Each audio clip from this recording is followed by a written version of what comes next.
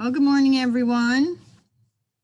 We're here today and we have a special treat. We have Jamie and Darrin with us, and I'm just going to open it up and just ask to share a little bit about your family, where you guys originally are from. We'll start with that and then go forward. Okay. We weren't sure, like, how are we going to talk about this? How much do we say? How much do we not to say? When do you go? When do I go? So, yeah, if we missed something, feel free to bring it up.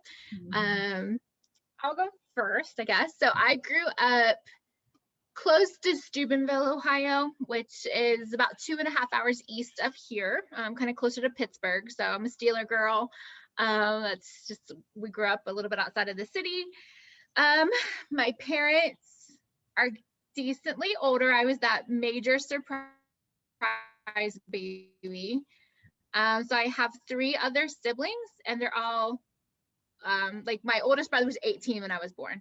My sister was 16, and my other brother was like 12 when I was born. So again, I was the major surprise that came along. So I kind of had like kind of grew up like as an only child, but I do still have those siblings. It also means I've got a bunch of nieces and nephews that are more like my cousins. So that's all just been different, but it's good. So again, I grew up there. We're really close. Like, I'm extremely blessed and fortunate. Like, our family, like, all loves to be together. We all adore each other and really, really get excited for the times that we get to actually spend time together. I've got a brother in Florida. Some of you might know him, Brock Barnhouse, and another brother in Atlanta. And my sister is kind of around home where my parents are. So there's that. And I grew up in the church. I grew up with just surrounded by people with a really, really strong faith. I'm extremely blessed to have that legacy. And it's definitely shaped most of who I am. I grew up pretty strict, pretty old school. And we have not always been like diehard Nazarene. My parents used to go to Church of God and then Methodist and then Nazarene. So that's still a whole kind of Wesleyan theology, but that's just kind of like the background of where I came from. I went to Mount Vernon. I always knew I wanted to go there. My brother Brock went there, and I think he was there when I was like 8 or 9, and I knew immediately that's the only place I ever wanted to go. I didn't even look at another place because that was it. Kind of just figured out what do they offer for a major. I'll find something that I want to do in there. I probably did that backwards as opposed to this is what I really want to be and finding a school for that. But I went for interior decorating. It was a short-lived program. I think it was pretty new when I went, and it is no longer there. But I loved it. It was great. Absolutely some of the best years of my life. Like, one of my favorite places on earth. Even though there's not much to do, you didn't need it. We didn't need it. So I loved it. Yeah, and like after I graduated in 2003, I moved to Columbus with 2 of my roommates at the time. And yeah, and then it was a couple years later that I then met Darrin. But I worked for MI Homes, the home builder here locally, in their design center for I think 9 years, and then kind of transitioned to work with him after that. That's kind of like where I grew up and where I kind of came from. So I have a grandma living will be 99 in 2 weeks. She beat COVID. She's like our little queen of the family, and she's yeah, that's like our family. She lives next door to my parents, and we're all just really close in that regard. So yeah. You're up. I'm up. So I grew up in Columbus. Started coming here, I think I was in 3rd grade, 4th grade. I started coming to Westerville, Nazarene. So I've been here pretty much my entire life. My parents are Jim and Brenda Gray. I assume you all know that, but maybe not. And they go here. So yeah, I went to Olentangy, grew up around Powell, Lewis Center, that area, and then only child. So no siblings. He loves my giant family. Yeah, love it. Most of the time it can be a little crazy. I had to step away sometimes. I want to be together all the time. And I'm like, stay up late. Don't go to bed. Be with us. I have to escape a little bit, but no, it's good. So yeah, I went to Olentangy. When there was one. When there was one, yeah, that was the original. I was fortunate enough, Pastor Mark was actually my youth pastor. So, and then I went to Penn State and studied, I changed my major 100 times, but ended up studying political science, which I do nothing with now. But I then moved to California, to Newport Beach. I was going to go to Southern Cal or something for law school, one of those out there, and then decided not to do that. So then I moved to Florida and lived there for, maybe 6 months. And my grandparents I was very close to them. My mom's parents, they kind of raised me through the summers. They would watch me, and I was very close to them. And then they both were passing away, pretty sick, cancer and a lung issue. So I moved back to Columbus and just got some odd jobs. I worked at Starbucks and I don't know, a couple other places like that. And then in 2005, I started working for a sign company. So actually, no, my parents and we opened a UPS store, and that's how that came to be. So a UPS store in Gahanna, we ran that for a few years. And then a gentleman was one of our customers, and he owned a sign company and kind of wanted me to come on as a partner and things like that. So I was doing that since 2005, and that's it. Yeah. Yeah. It works with me a little bit. Cool. Share with us how you guys met and how, like, the day. Yeah, we met. We met, I think, in 2003. Yeah, because it's when I graduated. He actually went here. It was one of the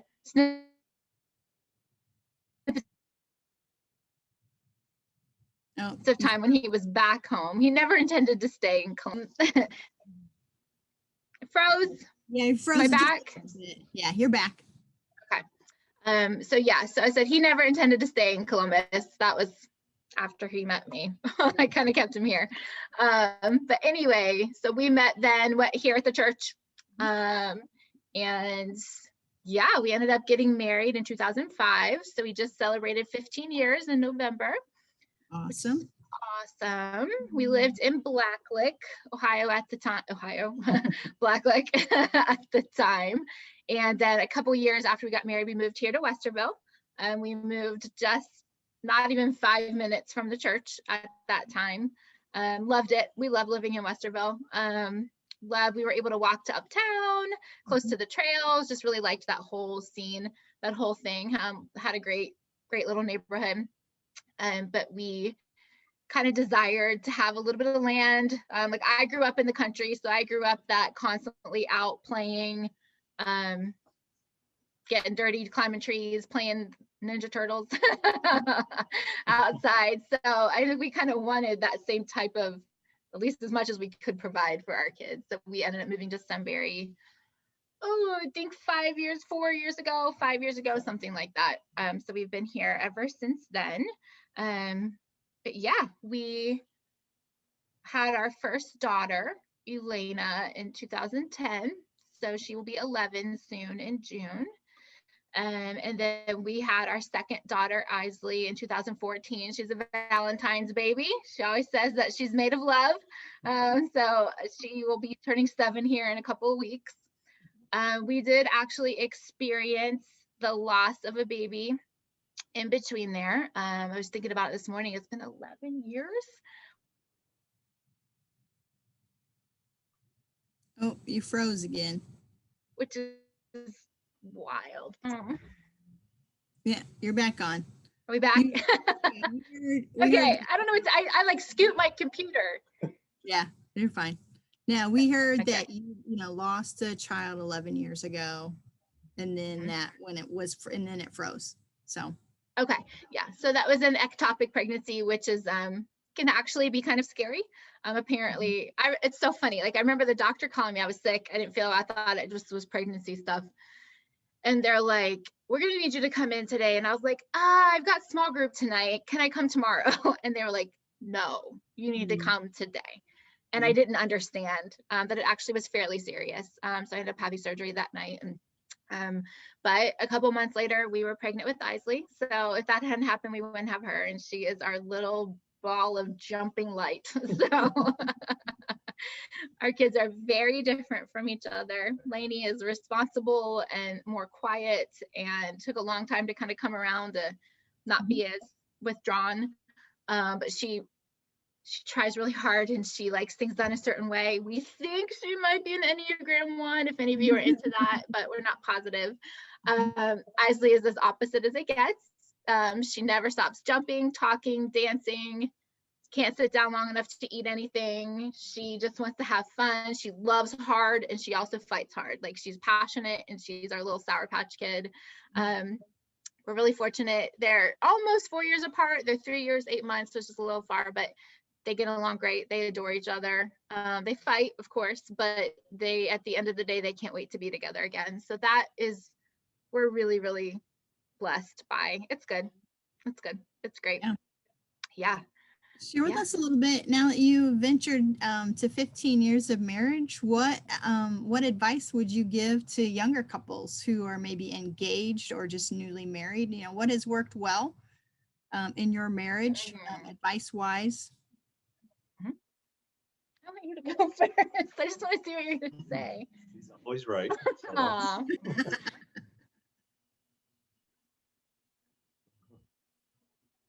I would say apologize quickly. We're both fairly laid back. So like, I will say, I almost feel bad saying this, but for us, it's not been hard. Like, it's like the greatest thing of my life. So it's like just fun all the time. Like, still one of those situations where like, I can't wait when he walks in the door, when we get to come home. Again, pick your battles. Respect. I'm trying to do my best to show him respect. And if there's like a situation where I was disrespectful, again, humility, coming to him and saying, I'm really sorry that I said that, or that I did that. I understand I shouldn't have, and that I put you on the spot, or whatever. Have fun together.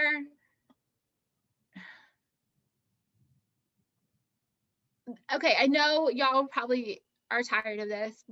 I am a big Enneagram person. So the more I can understand that about me and then about him, I'm still trying to figure him out. It's driving me crazy. Cannot figure out. It's been like 2 years, okay? But understanding, I think I at least know between a couple that he is. I think he's either 3 or 6. But like, understanding that about him really does make me understand why he's always doing something. Like, just, you don't have to be doing something all the time. Just come be with me. We'll do it later. But I understand, like that motivation.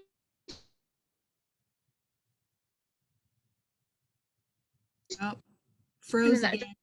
Drive and just completely define you. Now we're back. Sorry. It's just like, it'll pause for like 4 or 5 seconds. And I wait for it, and then, but no, I mean, it's gone pretty smoothly, but yeah, continue. Okay. We're close down the hall from Jeremy. And so we're both sucking from the same internet. So I know what you mean. I don't know. Do you have anything to add to that? Yeah, it's been almost, I don't hate to say it. I mean, it's been pretty easy, but just have fun together. I mean, we're best friends, and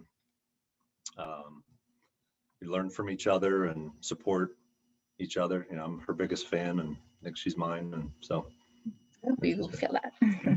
For sure. Yeah, I think it's good to challenge each other too.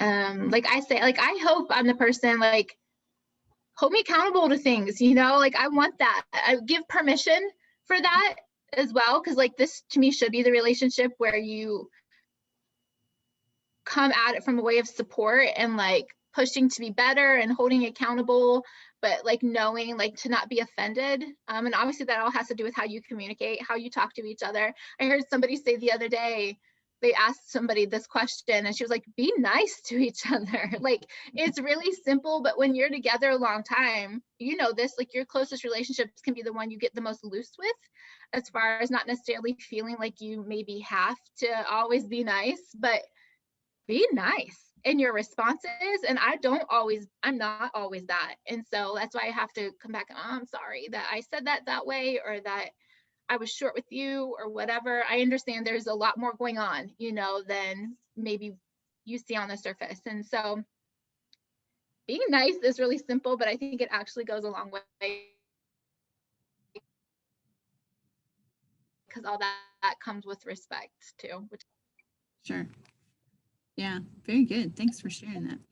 Share a little bit about what each of you do vocationally and how you kind of see that like an extension, of your walk with Christ. How do you reflect his love and grace through the vocations that, God's called you to? So again, I work for a sign company, and we're in Gahanna. And so we do all of the larger, like the exterior signs for Kroger, Big Lots, Donato's, those types of companies. So been there for 15, 16 years. So and we have gone through a lot of transitions throughout that period, and As a company. Mm-hmm.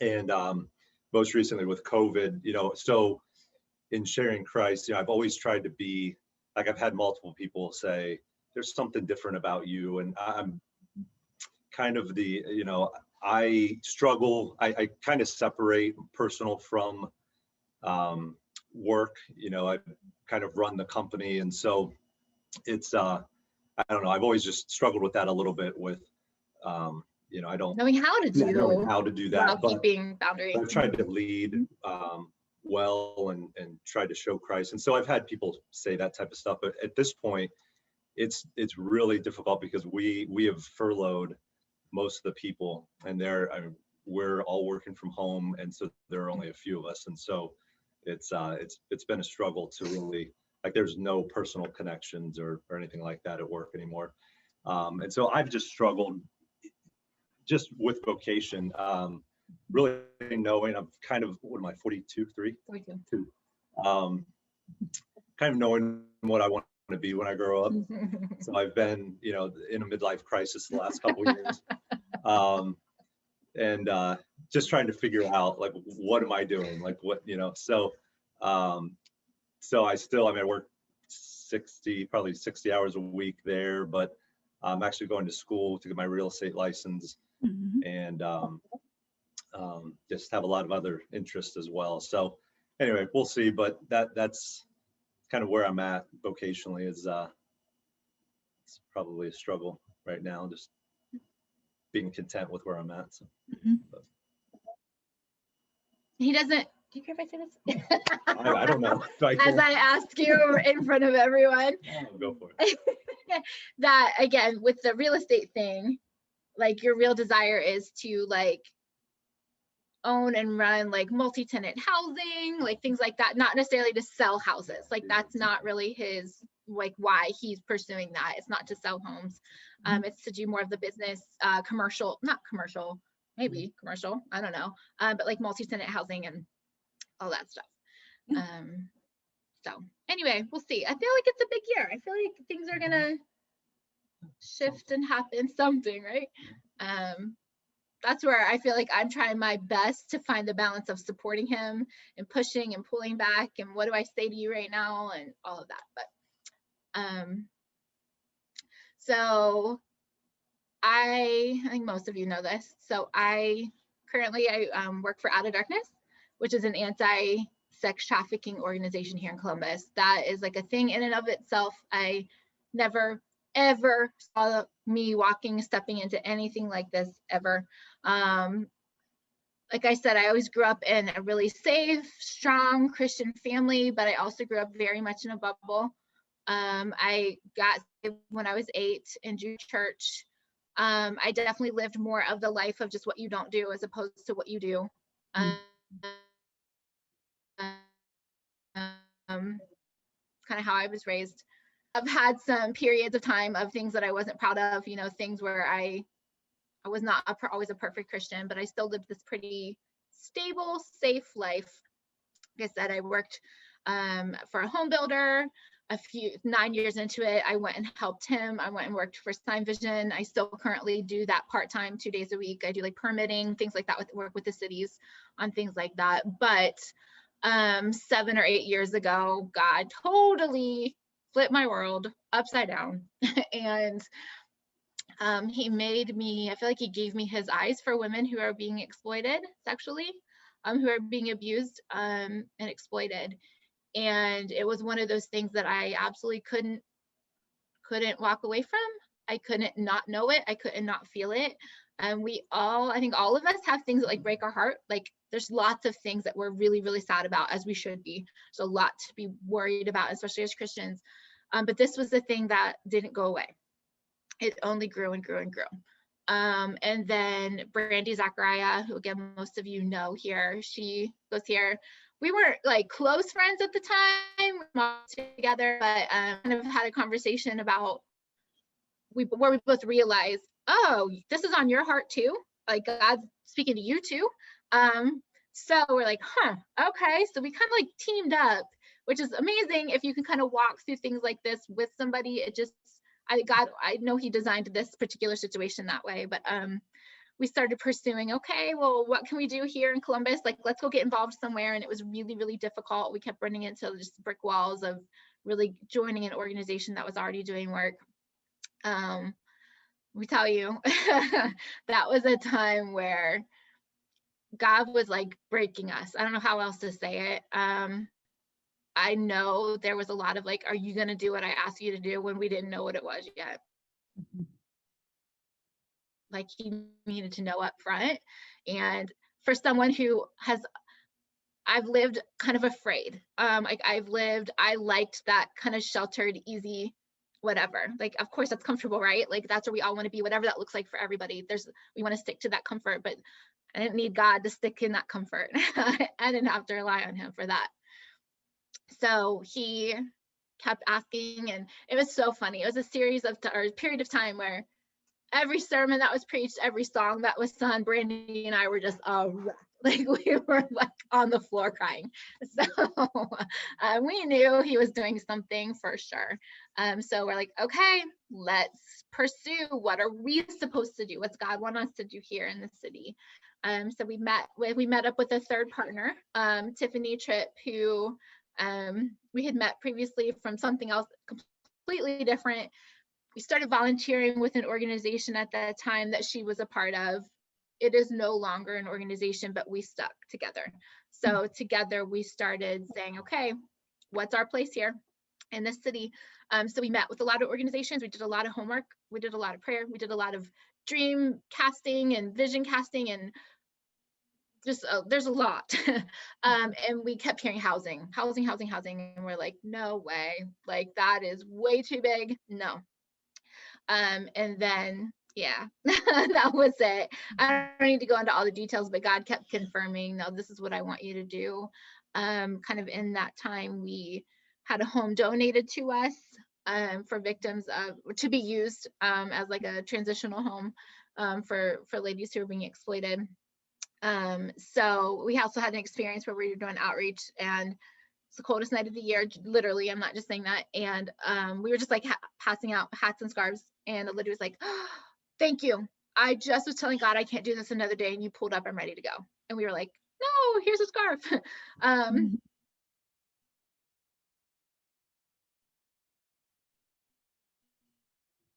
In that moment, we need, like, I think God's asking us to, I think God's asking us to actually open like an immediate safe home, an emergency safe home. So we're like, okay, we've got this house. We've gotten pretty clear direction on this specific niche. How do we do this? We want to do it well. So we took a trip to Atlanta in 2015, and we met with a lot of organizations. One of them was Out of Darkness, which is part of the Atlanta Dream Center. Excuse me. This was their women's ministry. And we met with them. We fell in love with them immediately. They love these women so well, but they love Jesus even better. And that's why they do what they do. They were running, it's a really specific type of home. So ladies who are being exploited, and that could be anything from street prostitution to escorting to working in a strip club to pornography to all kinds of things. If they want to get into like a long-term program, which is like a year-long kind of recovery program, it's really hard to get into. You have to know it exists, which is really hard. There's a waiting list.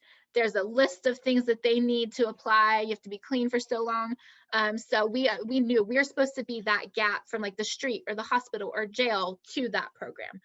So that is, again, what we pursued. And Out of Darkness had been operating that exact type home for years at that point. And they're honestly, people from around the country are coming to them to learn how to do it. So they do it the best. I'm going to say that.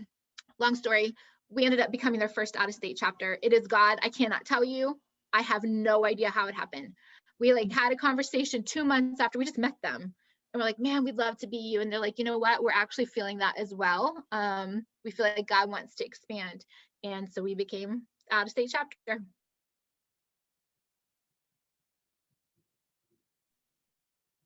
In 2015. Oh my word, it has grown to, so the safe house we knew was kind of the initial call, but we knew it was going to take a while to do. It's fully staffed. So with that becomes the budget. It also, the home was being renovated by a home builder, which is incredible, but we knew that was going to take a while.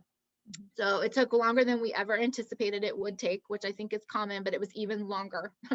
But in the meantime, we knew we were called to like go to women where they were at through outreach. So we started with a street outreach. We call it Princess Night. We drive around different parts of the city where there's street prostitution, and we hand out cards and handwritten cards and roses and just offer prayer. And it's just a time to say, like, we see you. But more than that, God sees you and he knows you and he loves you and there's a plan for your life. And it's just like a moment to be there. And then we were given the opportunity. Somebody else called us one day and was like, hey, my friend has a house on the south side. She wants it to be used for ministry. Could you use it? And we were just like, no way, like too much. And then we went and saw it and we all left crying and we're like, oh, okay, we're supposed to do this too.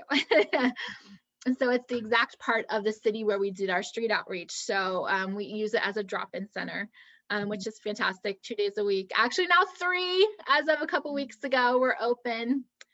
That third night is an hour Bible study. I'm going for my first time this Tuesday, so I'm excited. But it's a time where the ladies can just come in from the street and have a warm meal together. We all sit together. We can provide clothes and toiletries, a shower, a nap, prayer, encouragement, goals, dream setting. So where do you want to be? Let's put this power back in your hands and then let's help you get there. You know, so that's the purpose of it.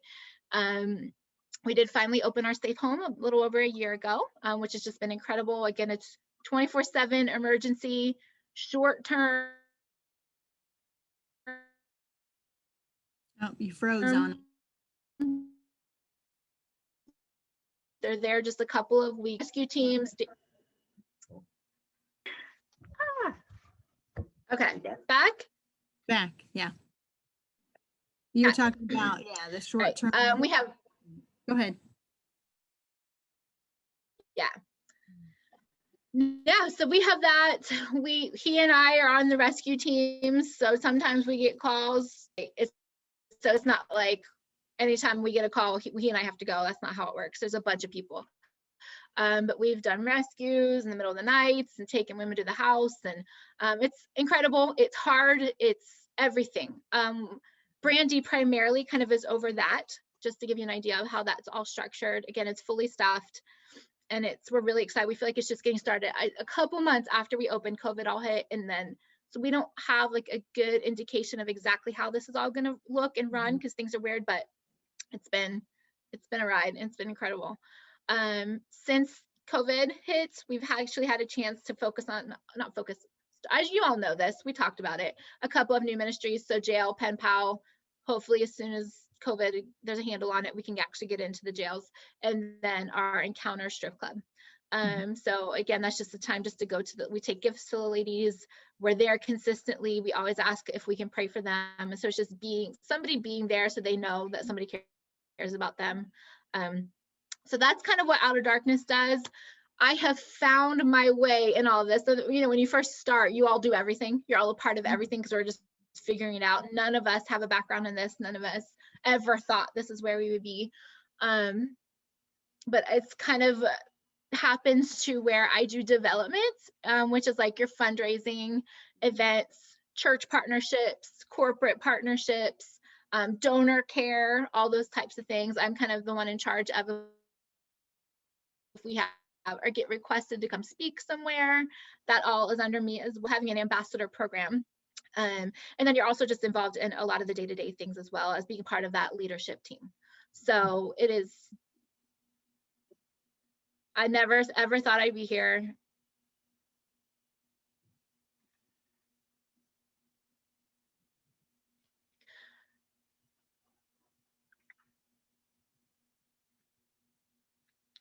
Shoot, I never want to go back.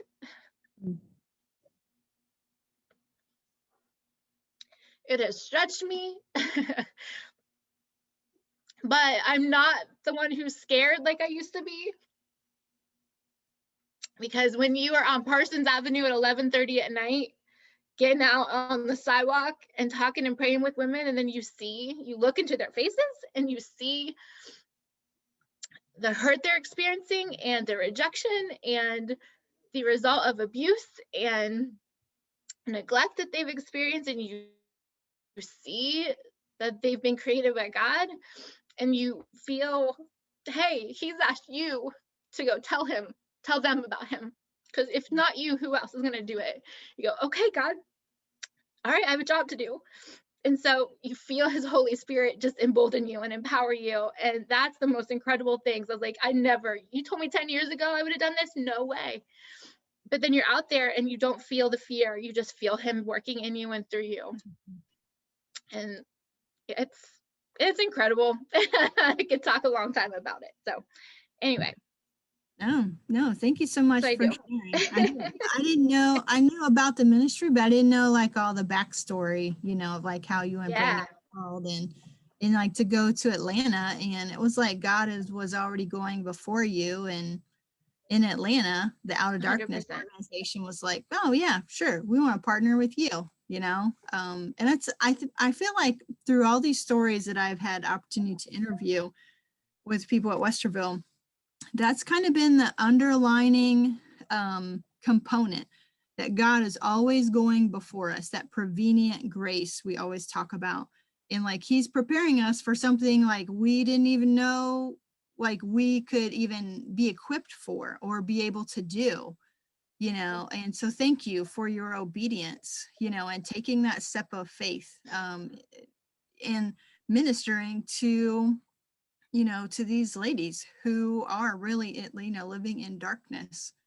It's a very powerful way in outreach to be the hands and feet of Christ, to this population. And I know it's bigger than what we even see on a day-to-day basis, so thank you for bringing light. We always say that we're like, yeah, we are part of something so much bigger than us. And that's incredible. And you're absolutely right, Kendra. It's something we have to come back to a lot because it's not easy.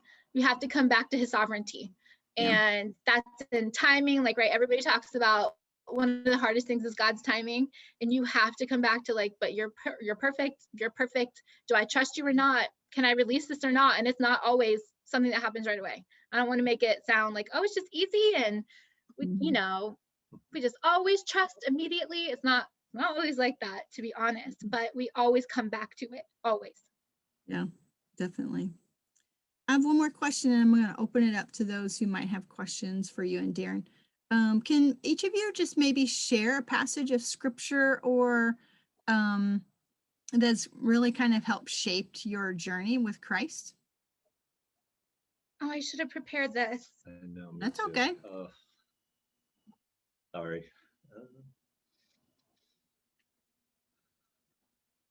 My mind is literally empty right this moment, like blank. That's okay.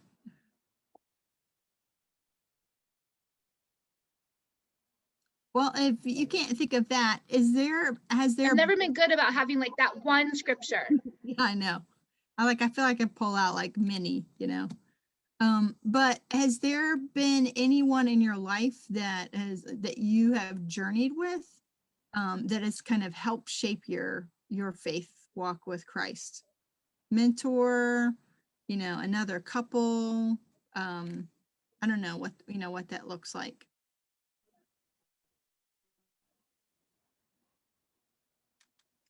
Scott and Jen Meadows. Do a lot A lot together for a long time. for a long time. Okay. I think too personally, my sister, she's like rock solid always in her faith and her perspective on what it means to follow Christ and to show him and to share him. And she's like that really solid peacemaker, and she just has a lot of wisdom. She's so consistent. I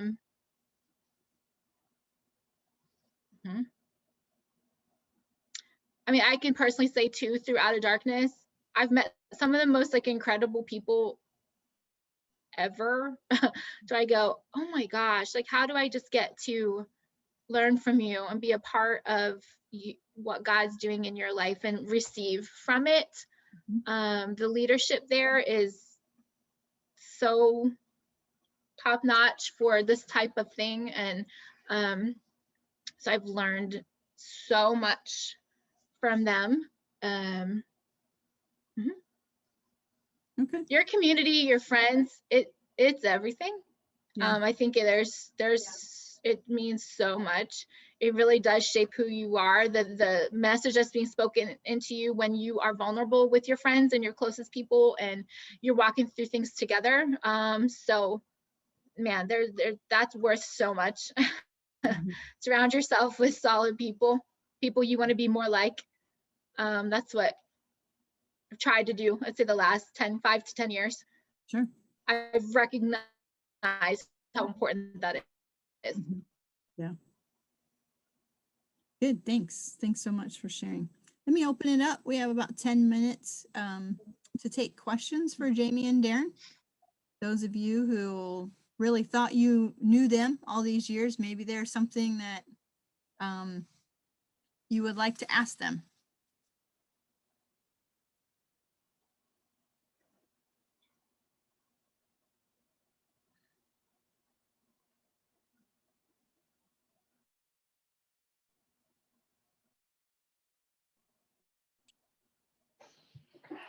Hi, Jami and Darrin.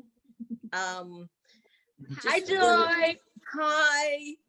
Just wanted to tell you first, how much we love you, Steve and I do, you both, and so proud of you both. And Darrin, you really made me feel old, though, when you're telling me you're 42. As I remember, you were like a young teenager, the first I remember of you. How long have you been at the church? Probably 35 years, as I was thinking, at least. 35 years. Yeah, 35 years. Okay. Wow. Well, how old were you? You said like 6 or 7? 7? I think it was 3rd or 4th grade. Yeah. Okay. So. Okay, maybe 34. Okay. Wow. So yeah. Well, congratulations on your 15th. I can't believe that you all have been married that long. And I know you all went out west for that. I know. Is there any place I went to Colorado. Is there any place on your list that you would like to go to, like in the United States? Joy. Oh God. How do we narrow that down? I would always I love to travel, so I'm always talking about it. What would you say? Right now, my number one is Switzerland. Oh, awesome. That sounds awesome. Really want to go there. Honeymoon, we went to Whistler. Vancouver and Whistler. So we kind of in November. in November. So we kind of Okay. like that whole thing, even though as he's getting older, he's liking it. You are too young to be saying that. We want to do more. Exactly. Remember, we went repelling in 2020, so you no. can still do it. Exactly. We love the mountains, like that whole scene. We love mountains. I'm super fair, so I get sunburned really easy. So like hot and beach is just a little harder for me. Not that I don't love it. It's just a little bit harder for me. Mhm. But anyway. There's an get it. umbrella. No, I don't. No, I don't. Well, Europe. we love you. We love That you. whole like Europe or Switzerland thing. That yeah. sounds awesome. Thank you. We love you so much. The Trouties, did you have a question?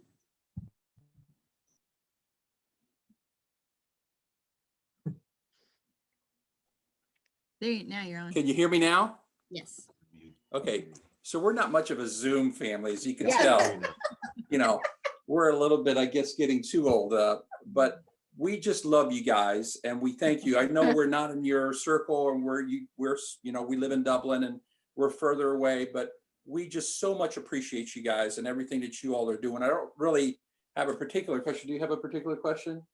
But I want to echo Joy. I mean, I think you guys are just a wonderful family. You guys are a wonderful couple and you have a great ministry individually and together. And, you know, you bring an element to the church that we so much appreciate. And I know God is working through your lives and you're growing as we are growing and continue to grow. But we so much love you guys and we thank you for everything that you're doing. And we also know that you're doing a lot of things in the background that people don't know. And we thank you for that as well. And we just echo what Joy says. And what part of Florida were you guys at? I didn't get the beginning part. I'll have to probably rewind the entire story, but you're breaking up. I can't hear you. Yeah, I was there, Amy. I was in. I still can't hear you. You're still breaking. Still, we've like lost you. For Jamie, but I was. We back? We're back. Yeah, now you are. So I lived down there before I met Jamie, before I moved back to Columbus. I was in Tampa, Palm Harbor area. Okay. Awesome. Well, it's funny with the breaking up of the storyline, when you guys were I getting. just lived there for a short period of time. I moved in. Breaking up. Oh, what is it? Okay. Okay, Oh, we hear. we can hear you now. It's funny that when you guys were sharing the part about the most important part of marriage, you know, and we were like, okay, finally, we're going to get it together, honey. We got it now. And it would break up and we're like, we totally missed it. It was almost like one of those, finally, we were like, okay. We have all the You're leaving secrets us to a happy hanging. marriage. And it would Missed break it. You missed it. I'm sorry. Gary, I'll just have to say, you'll have to buy their book when it comes out. I know. I When they think it finish was the a book, setup. I think it was a they'll give setup. you the signed copy. Well, thank you guys. Hey. We love you. Not perfect. Oh, we love you too so much. Thank you so much. We just like admire and look up to you so much. And I just want to thank you for introducing us to The Chosen, because I'm like a little obsessed with it, and that comes. I don't want to give off the impression that we have a perfect marriage. We do not. I promise you, we don't. But it is really good. It's my favorite thing. So anyway. Yeah, Joy is promoting The Chosen right there. Yay, Joy. Just a couple more months, right? Until season 2, hopefully. So. Let's end here. Because if people want to go to the second service, we want to give them time to do that. How can we be praying for you and Darrin?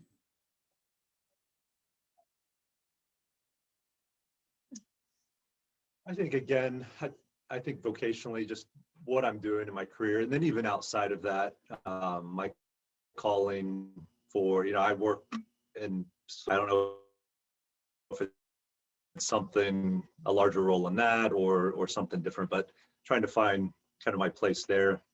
And then just for the family, but obviously raising 2 daughters and all of that, sometimes it seems easy, and then other times it can be difficult. So I think those 2 areas.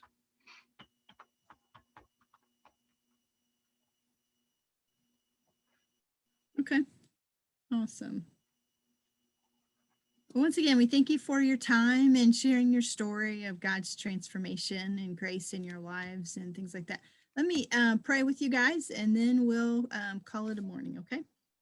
Heavenly Father, we do thank you so much for the work that you do in our lives, how you are always going before us with your prevenient grace and guiding us to areas where we could not even imagine where you could use us, and how you equip us to get to those areas where you can use us. So I thank you for Jami and Darrin. I thank you for the Christian upbringing and the families that they have, and just the multitude of love and support that they receive from their families, and just how the church has shaped their journey over the years with you. And I pray, Lord, that you would continue to guide both of them as they are raising their 2 beautiful daughters, and especially in this time where they might be in a hybrid school situation, and it's just very difficult for kids not being in their social settings and being with their teachers day in and day out. And so I pray, God, that you would continue to bless this family, continue to give guidance and wisdom to them as Darrin finishes his licensure process for the real estate business. And I pray, God, that you would just open the next doors for his journey and how you will be able to use him. And I continue to pray for Jami and the good work that her and Brandy and their other partner do with Out of Darkness. And I pray even through this time of the pandemic, where it's brought some different challenges, that you would still be able to bring ladies who are in darkness to this organization for help, that they could turn their lives around and see the hope and the grace and forgiveness that you can offer to them, and give them purpose, and not needing to sell themselves for something much, much less, but Lord, to help them to know that they are beautiful women of you, and that you've created them for a greater purpose. But we thank you, Lord, for just the stories, the good time of laughter, and just knowing, Lord, that you are in the midst of working in the Gray family. And we give you all the praise for what you've done, but more importantly, of what you're going to do as they continue to seek and to serve you each day. And we ask all this in your name. Amen. Thank You're welcome. you. Thank you. Love you guys. Love you. Okay, have a good day, everyone. Talk to you later. Bye-bye.